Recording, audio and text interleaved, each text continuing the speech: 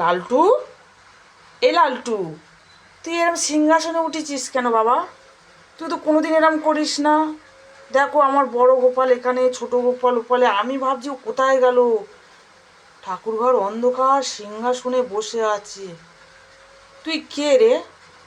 হ্যাঁ, তুই কে বল আমাকে, সত্যি করে বল।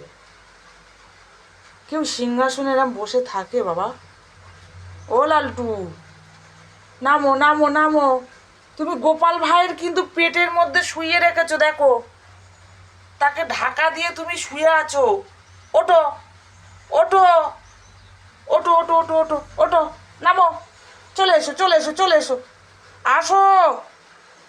আয় লালটু, আসো, চলে এসো, চলে এসো, ওরা শোয় না বাবা। আয় আয় আয়, আয় আয়, এসো, নেমে এসো, নেমে এসো, আমার কথা শোনো, আসো, আসো, চলে এসো, চলে এসো, চলে এসো, চলে এসো, এসো, আসো, আসো।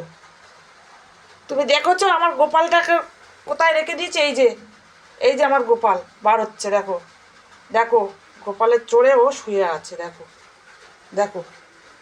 আর এই আমার বড় গোপাল, ও কিন্তু এরকম কোনোদিনই করে না, কেন এরকম করলো আমিও কিছু বুঝতে পারছি না। আয় বাবা, আয়, আয় নিচে নেমে আয়, আয় আমার সোনা, আয়, আয়, আয়, আয়।